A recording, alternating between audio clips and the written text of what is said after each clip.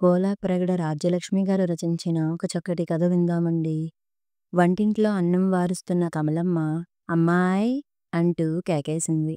సమాధానం రాకపోయేసరికి శశీ అంటూ మళ్ళీ పిలిచింది బిగ్గరగా. వస్తున్నానమ్మా అంటూ కుండీలో ఉన్న మొక్కకి నీళ్లు పొయ్యడం ఆపి సురేంద్ర చూపులు, చిరునవ్వులు జ్ఞాపకం వచ్చి ఒక నిమిషం మొక్కకేసి ఆశగా చూసి ఈ కొమ్మ ఇంకా పుయ్యనే లేదు అనుకుంటూ వంటింటి వైపు నడిచింది శశి. అమ్మా పిలిచావా? ఆ ఎవరో వచ్చినట్టున్నారు వెళ్ళి చూడు. హాలు దాటి వీధి గుమ్మం దగ్గరికి వచ్చేటప్పటికి అక్కడ గుమ్మంలో చిరునవ్వు నవ్వుతూ సురేంద్ర నిలబడి ఉన్నాడు. శశి విస్తుపోయింది. వెంటనే తడబడి పైట సరిచేసుకుంటూ రండి ఇలా కూర్చోండి అని కుర్చీ చూపించింది. మెరుస్తున్న కళ్ళతో శశిని ఒక్కమారు నిండుగా చూసి చిన్నగా నవ్వి కాలరు ఒకమారు ఇబ్బందిగా సర్దుకుని ఉత్సాహంగా వచ్చి హాల్లో శశి చూపించిన కుర్చీలో కూర్చున్నాడు సురేంద్ర. శశి మనస్సులో కంగారు, దడ, భయం. తడబడుతూ తన గదిలోకి వచ్చేసింది. అద్దంలో తన ముఖం చూసుకుంది. బొట్టు సరిచేసుకుంది. నుదుటిని, చెంపల్ని తాకుతున్న ముంగురుల్ని కొంచెం అటు ఇటుగా సర్దుకుంది. మనసులో కులుకుని అదుపులో పెట్టుకోలేక అదిరే పెదిమిని మునిపంటితో అదిమి పట్టింది. అద్దం చూసుకుంటూ అందాలు సరిదిద్దుకోవడం ఇంకా పూర్తి కానే లేదు. ఎవరే వస్తా అంటూ కమలమ్మ వేసిన కేక ఖంగుమంటూ వినిపించింది. ఆ కేకకి శశి ఉలిక్కిపడింది. మనస్సులో అదురు. ఎలా చెప్పడం? ఏమని చెప్పడం? అయినా సురేంద్ర ఏమిటి మరీ ఇంటికి వచ్చేశాడు? వస్తున్నట్లు ముందుగా చెప్పినా బాగుండును. ఏమిటో ఇప్పుడు అమ్మకి ఎలా చెప్పడమో? శశి మెల్లగా అడుగులో అడుగు వేసుకుంటూ ముందు హాల్లోకి వెళ్ళింది. సురేంద్ర దర్జాగా కాలుమీద కాలేసుకుని కుర్చీలో కూర్చొని పక్కనే ఉన్న పేపర్ తీసుకుని చదువుతున్నాడు. ఇబ్బంది పడడం కానీ, కొత్తదనం ఫీలవడం కానీ ఏం లేకుండా ఇంత ధైర్యంగా కూర్చున్నాడేమిటి? కాసేపు తటపటాయించి వచ్చిందెవరు అని అడుగుతోంది అమ్మ అంది శశి. నేను అని చెప్పు అన్నాడు సురేంద్ర నవ్వుతూ. అరమోడ్పులవుతున్న కనురెప్పల్ని బరువుగా ఎత్తి ఎందుకు వచ్చారు అని అడిగితే అంది శశి. ఏముంది? కాలేజీలో అన్ని సబ్జెక్ట్స్లోనూ ఫస్ట్ మార్కులతో పాసైన వారిని అభినందించడానికి వచ్చానని చెప్పు. అమ్మో నాకు భయం అంది శశి బెదురు చూపులతో సురేంద్రని చూస్తూ. అదిగో అదిగో ఆ చూపే నన్నిక్కడికి లాక్కువచ్చింది. అలా గట్టిగా సురేంద్ర అంటూ ఉన్న సమయంలో ఎవరే వస్తా అంటూ హాల్లోకి వచ్చింది కమలమ్మ. శశి ఉలిక్కిపడింది. సురేంద్ర తొట్రుపడుతూ కుర్చీలోంచి లేచి నమస్కారమండి అన్నాడు. అమ్మా వీరు మరేమోనే సురేంద్ర గారని అదే మా కాలేజీలో చదువుతున్నారు అంది శశి భయం భయంగా. ఓ మారు శశికేసి మరో మారు సురేంద్రకేసి చూసి ముఖం గంభీరంగా పెట్టి ఆహా బాగుంది. ఎవరబ్బాయివి బాబూ అని అడిగింది కమలమ్మ. మొదట ఎలా చెప్పాలో ఏం చెప్పాలో తోచలేదు సురేంద్రకి. కొంచెం తబ్బిబ్బు పడ్డాడు. తర్వాత సర్దుకుని మా నాన్నగారు, అమ్మగారు ఫారెన్లో ఉన్నారనుకోండి. అక్కడ వాళ్ళిద్దరూ డాక్టర్లు. తాతయ్య గారిక్కడ బిజినెస్ చేస్తున్నారు. నేను ఆయన దగ్గరుంటున్నాను అంటూ వినయంగా సమాధానం చెప్పాడు. అలాగా సరే అయితే ఇప్పుడు ఏం పని మీద వచ్చావు? ముక్తసరిగా అడిగింది కమలమ్మ. అబ్బే ఏం లేదండి. మీ అమ్మాయికి అన్ని సబ్జెక్ట్స్లోనూ ఫస్ట్ మార్కులు వచ్చాయి. అభినందిద్దామని. ఇక వెడతానండి అంటూ ఇబ్బందిగా లేచాడు సురేంద్ర. శశి మనసు కంగారు పడింది. సురేంద్ర అప్పుడే వెళ్ళిపోతాడా? కాసేపు ఉండమని అమ్మ అంటే బాగుండును. కాని కమలమ్మ అనలేదు. సరే బాబూ వెళ్ళిరా అంటూ సురేంద్రని సాగనంపి వీధి తలుపు గడియవేసి మరీ వచ్చింది. సురేంద్ర వెళ్ళిపోయాడని శశి మనస్సు దిగాలుగా ఉంది. అతను వెళుతున్నప్పుడు వీధి దాకా వెళ్ళి సాగనంపి అతను వీధి మొగ తిరిగేదాకా గేటు దగ్గరే నిలబడి చూడ్డంలో ఒక ఆనందం ఉంది. అలా వెళ్ళాలని అతను వీధి మలుపు తిరిగేటప్పుడు ఒక్కసారి వెనక్కి తిరిగి విసిరే చిరునవ్వుని గుండెల్లో పదిలపరుచుకోవాలని ఉంది శశికి. కానీ అమ్మో! అమ్మ చంపెయ్యదూ! ఇలా ఆలోచిస్తూ గోటితో గోడమీద గీతలు గీస్తూ నీరసంగా గోడకి చార్లాబడి నుంచుంది. అలా పరధ్యానంగా ఉండడం వల్ల తల్లి రాకని గమనించలేదు. వస్తూనే కమలమ్మ ఖయ్యిమంది. ఏమిటిది? మగపిల్లలతో స్నేహాలా? ఇంటికి కూడా ఆహ్వానించడాలా? ఇలాంటివి మన ఇంటా వంటా ఉన్నాయా? వేషాలు వేశావంటే జాగ్రత్త. అవి మాటలు, కేకలు కాదు, గర్జనలు, నిప్పులూను. శశి గజగజ వణికిపోయింది. తల్లికేసి బెదురుచూపులు చూస్తూ ఉండిపోయింది. ఏం మాట్లాడవేం? హూంకరించింది కమలమ్మ. ఇందులో తప్పేముందమ్మా? సురేంద్ర చాలా మంచివాడు. శశి కంఠం బేలగా వణికింది. ఆ ఆ అంతా మంచివారే. ఇలాగే వచ్చి చనువు చేసుకుంటారు. రేపు కొంప మునిగాక నెత్తీ నోరు బాదుకోవాలి. నేను చెప్పింది వినమ్మా. అతనే వచ్చాడు. నేను రమ్మనలేదు. నా తప్పేముంది ఇందులో? ఆహా! ఎదురు ప్రశ్న వేసేదాకా వచ్చింది. తప్పు లేదు. నువ్వు ఎంత చనువు ఇవ్వకపోతే అతనింత ధైర్యంగా వస్తాడు? చనువేమిటి? నేనసలు ఇప్పటిదాకా అతనితో ఒక్క మాట కూడా మాట్లాడలేదు. ఈ కబుర్లు తీసి పడెయ్యి. ఏదో చెబితే నమ్మేటంత అమాయకురాలిని కాదు నేను. ఏదో ఆ బిఏ కాస్త అయిందనిపించి ఏదైనా ఉద్యోగంలో చేరి 4 రాళ్లు సంపాదిస్తావని, మన కష్టాలు గట్టెక్కుతాయని చదివిస్తున్నాను కానీ, ఇలా ప్రేమ కలాపాలు సాగించే మాటైతే వెంటనే కాలేజీ మానిపించేస్తాను జాగ్రత్త. శశి కళ్ళల్లో నీళ్లు తిరిగాయి. ఆ మహారాజు వెళ్ళిపోయారు. నేనా పుట్టెడు రోగంతో తీసుకుంటున్నాను. నేను కూడా వెళ్ళిపోతే నీ మంచి చెడు చూసేవాళ్ళు ఎవ్వరూ ఉండరు. బుద్ధిగా చదువుకొని ఉద్యోగం చూసుకొని మన అంతస్తుకి తగిన ఆలోచనలు పెట్టుకో. అందని పరుగులు పెట్టకు. విన్నావుగా? వాళ్ళమ్మా నాన్న ఫారెన్లో డాక్టర్లు, తాత బిజినెస్. నువ్వు వాళ్ళింట్లో పని మనిషిగా కూడా పనికిరావు. ఎందుకమ్మా నన్ను అలా అవమానపరుస్తావు? ఎప్పుడూ నేను అతనితో మాట్లాడలేదని చెప్పాను కదా. ఇక ముందు కూడా పలకరించను. ఏ ఆశలు పెట్టుకోను. సరేనా? అంటూ వలవలా ఏడ్చేసింది శశి. కమలమ్మ మనస్సు విలవిలలాడింది. మనస్సులో కలవరపాటు పైకి కనిపించనీయకుండా అక్కడి నుండి వెళ్ళిపోయింది. రోజులు గడుస్తున్నాయి. డిగ్రీ వచ్చిందన్న సంతోషమే కాని వారాలు, నెలలు గడుస్తున్నా ఉద్యోగం ఏం రాకపోయేసరికి శశి మనస్సులో విషాదమే చోటు చేసుకోసాగింది. ఇల్లు గడవడం నానాటికి కష్టం అవుతోంది. దానికి తోడు కమలమ్మ ఆరోగ్య పరిస్థితి మరీ క్షీణించి గవర్నమెంట్ హాస్పిటల్‌కెళ్ళడానికి భయపడి ప్రైవేటు నర్సింగ్ హోంలో చేర్పించవలసి వచ్చింది. సమయానికి సరైన వైద్యం జరక్క వెంకట్రామయ్య చనిపోయింది గవర్నమెంట్ హాస్పిటల్‌లోనే. అందుకే కమలమ్మకి గవర్నమెంట్ హాస్పిటల్ అంటే భయం. ప్రైవేట్ ఆసుపత్రిలో చేరిన కమలమ్మ మనస్సులో దిగులు ఆవరించే ఉంది. డాక్టర్ శారద డబ్బు మనిషి. పేదవాళ్ళని సరిగా చూడదు, పలకరించదు. తనకి వైద్యం సరిగా చేస్తోందో లేదో, ఒకవేళ నయం చేసినా ఆమెకు ఫీజు ఎలా ఇచ్చుకోవడం? శశికి ఇంకా ఉద్యోగం రాలేదు. కమలమ్మ గుండెల్లో భయం చీకటిలా దట్టం అవుతూనే ఉంది. శశి, ఏం భయం లేదమ్మా. నాకేదో ఉద్యోగం వస్తుంది. మన కష్టాలన్నీ గట్టెక్కుతాయి అని ధైర్యం చెబుతూనే ఉంది. రోజులు భారంగా దొర్లుతున్నాయి. శశికి కూడా ధైర్యం సన్నగిల్లసాగింది. ఎన్ని దరఖాస్తులు, ఎన్ని ఇంటర్వ్యూలు, ఎన్ని ప్రయత్నాలు, ఒక్కటీ ఫలించలేదు. రోజూ పెరట్లో మొక్కలకి నీళ్లు పోస్తూ ఆలోచించేది. కాసేపు ఉద్యోగం గురించి, కాసేపు సురేంద్ర గురించీను. సురేంద్ర గురించిన తలపులు తన హృదయంలో తలలూచేసరికి అప్రయత్నంగా ఈ కొమ్మ ఇంకా పుయ్యనే లేదు అని నిట్టూర్చేది శశి. ఉద్యోగ ప్రయత్నాలు సాగుతూనే ఉన్నాయి. ఓ రోజు సిటీ బస్ ఎక్కేసరికి సురేంద్ర శశికి ఎదురుగుండా కనిపించాడు. ఇంత క్రితం చాలా మాటలు బస్టాప్లోనూ, బజారులోనూ కనిపిస్తూ వచ్చినా అమ్మ పెట్టిన ఆంక్ష జ్ఞాపకం వచ్చి చూసి చూడనట్లు తప్పించుకోవటమో, పలకరించబోతే వినిపించనట్లు నటించడమో, ఒకే బస్సు ఎక్కవలసి వస్తే ఆ పరిస్థితి తప్పించుకోవడం కోసం ఏ నెంబర్ బస్సో ఎక్కి వెళ్ళిపోవడమో చేస్తూ ఉండేది. ఇప్పుడా విధంగా చేయడానికి వీల్లేదు. ఎదురుగుండా కూర్చుని ఉన్నాడు. తనని చూశాడు. చిరునవ్వు నవ్వాడు. దిగిపోదామంటే బస్సు అప్పటికే కదిలిపోయింది.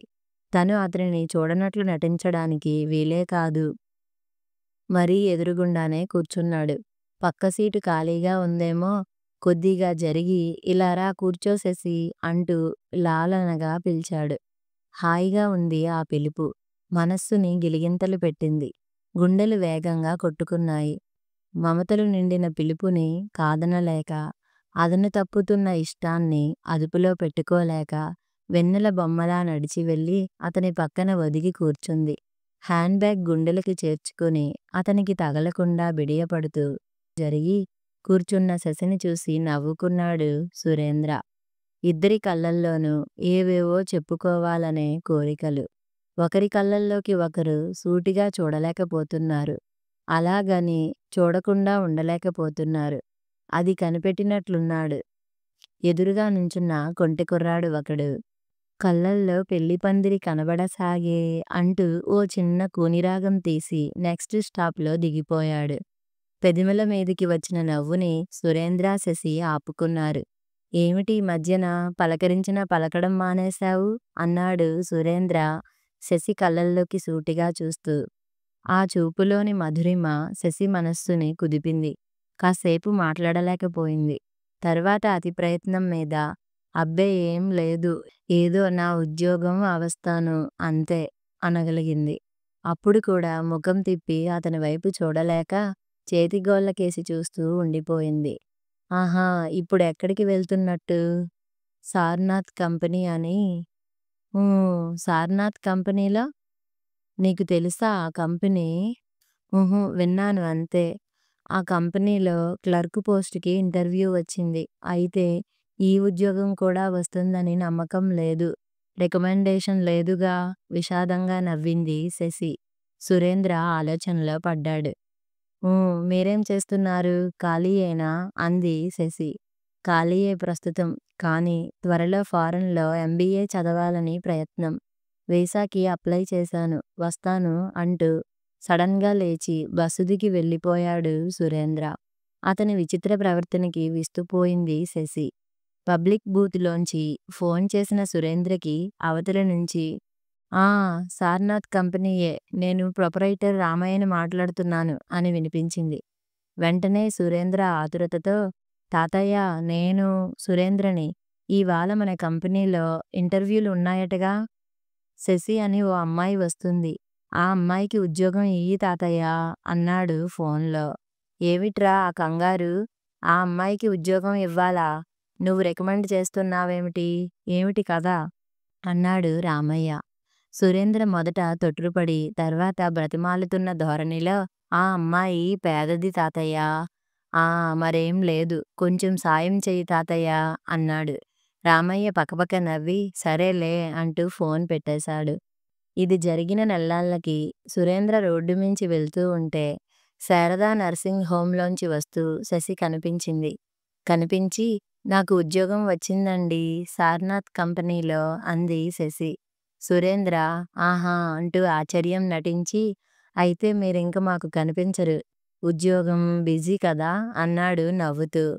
శశి అంతలోనే తలదించుకుని, ఏమిటో ఉద్యోగం వచ్చినా ఆనందం లేదండి. మా అమ్మగారి ఆరోగ్యం మరీ ఆందోళనగా తయారైంది అంది వస్తున్న కన్నీటిని ఆపుకుంటూ. ఆమె కళ్ళల్లో నీళ్లు చూసేసరికి సురేంద్ర కలవరపడ్డాడు. అలాగా, ట్రీట్మెంట్ తీసుకుంటున్నారా? ఎవరి దగ్గర? ఏ హాస్పిటల్లో? అని అడిగాడు. బాధ వల్ల గొంతు విడివడక శారదా నర్సింగ్ హోంని చేత్తో చూపించి, ఆవిడ సామర్థ్యం ఉన్న డాక్టరే, కానీ మాలాంటి బీదవాళ్ళని విసుక్కుంటుంది. డబ్బున్న వాళ్ళని ఆదరణగా పలకరిస్తుంది. ఏదో లోకం తీరే అంతలెండి, వస్తా అంటూ వడివడిగా అడుగులేసుకుంటూ వెళ్ళిపోయింది శశి. ఆమెని అటు వెళ్ళనిచ్చి సురేంద్ర శారదా నర్సింగ్ హోంలోకి వెళ్ళాడు. మర్నాటి నుంచి డాక్టర్ శారద తన తల్లిని అంత ప్రత్యేక శ్రద్ధతో ఎందుకు చూస్తోందో, డబ్బు ఇవ్వబోతే ఇప్పుడు వద్దులే అంటూ ఎందుకు చిరునవ్వు నవ్విందో, ఈ మార్పు ఎందుకు వచ్చిందో వెంటనే అర్థం కాలేదు శశికి. ఆ రోజు కంపెనీలో పని పూర్తి అయ్యి ఇంటికి వెళ్ళబోయే ముందు ఆఫీస్ రూంలోకి వెళ్ళిన శశికి నోట మాట రాలేదు. విస్తుబోయి ఆమటునే నుంచుండిపోయింది. మనవడు సురేంద్రతో నవ్వుతూ మాట్లాడుతున్న రామయ్య మధ్యలో శశి రావటం చూసి మాటలు ఆపి, రా అమ్మా శశి రా అన్నాడు. సురేంద్ర కళ్ళతో శశిని పలకరించి నవ్వుతూ కూర్చున్నాడు. ప్రొపరేటర్ గారితో సురేంద్రకేమిటి పరిచయం? ఇంత ఫ్రీగా మాట్లాడడం ఏమిటి ఆయనతో? నిలబడిపోయావేమ్మా? రామయ్య అడిగాడు. వీరు మీకు అర్ధోక్తిలో ఆగిపోయింది శశి. వీడా వీడు అని చెప్పబోయి అంతలోనే చెప్పకు తాతయ్య ప్లీజ్ అన్నట్లు చూడటంతో మాట తప్పించి వీడమ్మా నాకు మనవడు లాంటివాడు. మనవడే అనుకో అంటూ పకపక నవ్వాడు రామయ్య. అలాగా అండీ అంటూ శశి వెళ్ళిపోయిన తర్వాత రామయ్య మనవడికేసి తిరిగి సీరియస్‌గా ఏమిట్రా? ఏమిటి నీ వ్యవహారం? ఆ అమ్మాయికి ఉద్యోగం వేయించావు. వాళ్ళమ్మకి మంచి ట్రీట్మెంట్ ఇమ్మని డాక్టర్ శారదకి చెప్పి ఫీజు నువ్వు చెల్లిస్తున్నావు. ఏమిటిదంతా? అన్నాడు. ఆ అమ్మాయి ముఖం చూస్తే జాలేసి సాయం చేయాలనిపించిందంతే. ఇందులో తప్పేం ఉంది? తప్పా తప్పున్నారా? వయసులో ఉన్న కుర్రాడికి మరో వయసులో ఉన్న అమ్మాయి పట్ల జాలి వేసింది అంటే ఏమిటో తెలుసా? ప్రేమలో పడ్డాడన్నమాట. సర్లే జరిగిందేదో జరిగింది. ఇహ ఊరుకో. జాలీ గీలీ అంటూ ఇక మీదట ఆ అమ్మాయిని పరికరించకు. ఈ సోగకళ్ళ అమ్మాయిలు మనస్సుల్ని సొంతం చేసుకుంటారు. జాగ్రత్తగా ఉండాలి. శశి మంచిది తాతయ్య. ఆహా అంతవరకు వచ్చింది. పేదరికం చూడలేక ఆ అమ్మాయిని ఉద్యోగంలోనూ, వాళ్ళమ్మని హాస్పిటల్లోనూ చేర్పించావు. అంతటితో ఆపు. ఆ అమ్మాయిని మనస్సులో చేరనీయకు. ఆనాక ప్రేమ, పెళ్ళి దాకా ఎదుగుతుంది ఈ అనుబంధం. ప్రేమిస్తే తప్పా తాతయ్య? తప్పు కాదురా. అది మనకి కలిసి రాలేదు. నేను చిన్నప్పుడు అంటే నీ వయసులో ఉన్నప్పుడు పక్కింటి పద్మావతిని ప్రేమించాను. అది తెలిసి వాళ్ళ నాన్న ఆ అమ్మాయిని బయటికి రానియ్యకుండా కట్టుదిట్టం చేసి పెళ్లి చేసేశాడు. తర్వాత మా నాన్న నాకు వేరే సంబంధం చూసి పెళ్లి చేశాడనుకో. అది అలా జరిగిందా? ఇంక నా కూతురు అదే మీ అమ్మ తన ఫ్రెండ్ ఇంట్లో వీధి గదిలో అద్దెకి ఉంటున్న బ్యాంక్ ఆఫీసర్ని ఎవరినో ప్రేమించింది. చెయ్యి జారిపోకముందే తెలిసిందేమిటంటే ఆ ఆఫీసర్కి అంత క్రితమే పెళ్ళయిందని.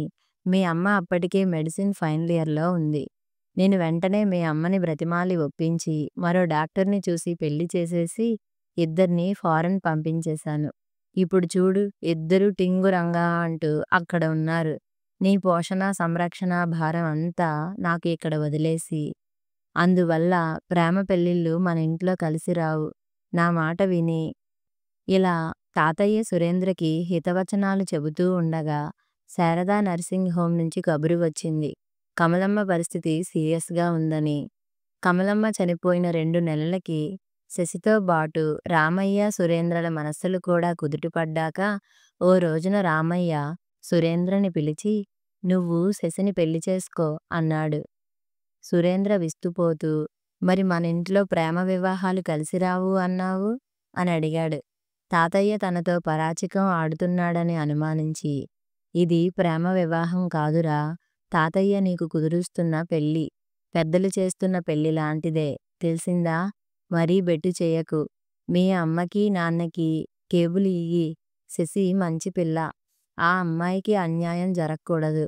ఇలా ఏవేవో చెప్పాడే కాని ఈ శశి తను పూర్వం ప్రేమించిన పద్మావతి మనుమరాలని, కమలమ్మ మరణశయ్య మీద ఉండగా చెప్పిన మాటల్ని బట్టి, తర్వాత వాళ్ళింట్లో చూసిన పాత ఉత్తరాల్ని, కాగితాలను బట్టి తానీ విషయం కనుక్కోగలిగానని మాత్రం చెప్పలేదు రామయ్య. తను పద్మావతిని పెళ్లి చేసుకోలేకపోయినా ఆమె మనుమరాలిని తన మనుమడికిచ్చి చేశాననే సంతృప్తి రామయ్య మొహంలో కనిపించింది. శశి పుట్టింటి నుంచి తెచ్చుకున్న వస్తువుల్లో పూలకుండీ కూడా ఒకటి. ఓ రోజు కుండీలో నీళ్లు పోస్తూ ఈ కొమ్మ పూసింది చూశారా? అంది శశి. వెంటనే సురేంద్ర శశిని చూపించి ఈ కొమ్మ పూసింది అన్నాడు. సిగ్గుతో శశి బుగ్గలు సొట్టలు పడ్డాయి. అవతల వరండాలో భగవద్గీత చదువుకుంటున్న రామయ్య గుబురు మీసాల వెనుక చిరునవ్వు దోబూచులాడింది. కథ సమాప్తం.